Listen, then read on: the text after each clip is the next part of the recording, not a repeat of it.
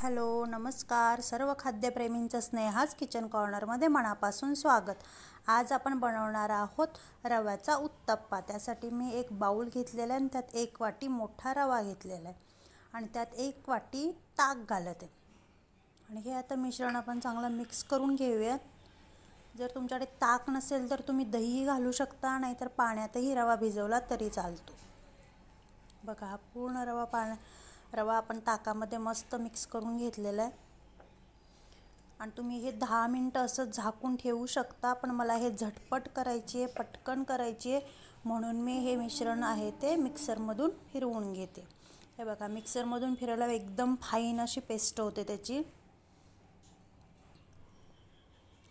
आणि आता आपण ते एका बाउलमध्ये काढून घेऊयात मिक्सरच्या भांड्यातून पाणी टाकून।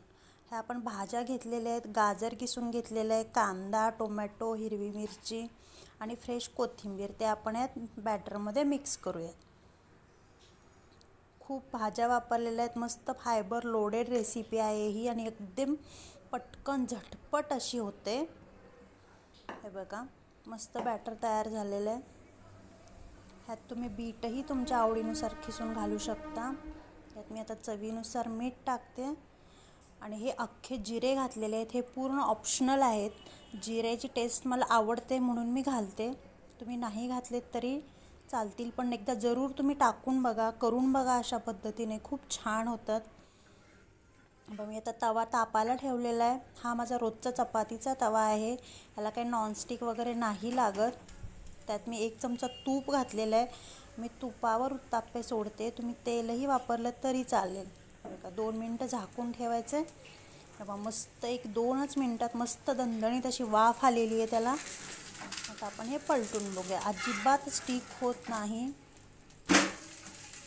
छान असा आपला उत्तप्पा एकदम हेल्दी असा ब्रेकफास्ट तयार होतो।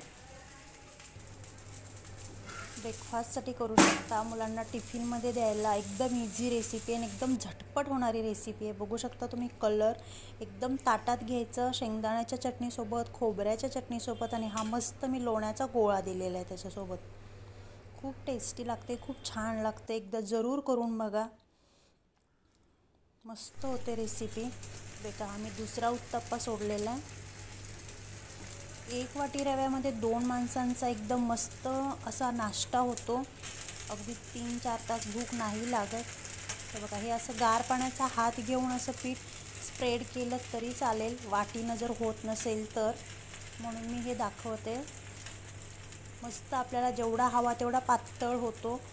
तुम्हाला पातळ आवडत असेल तर तुम्ही पातळ करा, पाण्याचा हात घेऊन फिरवायचा, लगेच होऊन जातो। बघा मस्त खरपूस असा आपला उत्तप्पा भाजून तयार आहे। असे मी माझे उरलेले करून घेते। तुम्हाला कशी वाटते माझी रेसिपी मला नक्की कमेंट्स करा, लाईक करा, शेअर करा आणि सबस्क्राईब करा। Thank you for watching.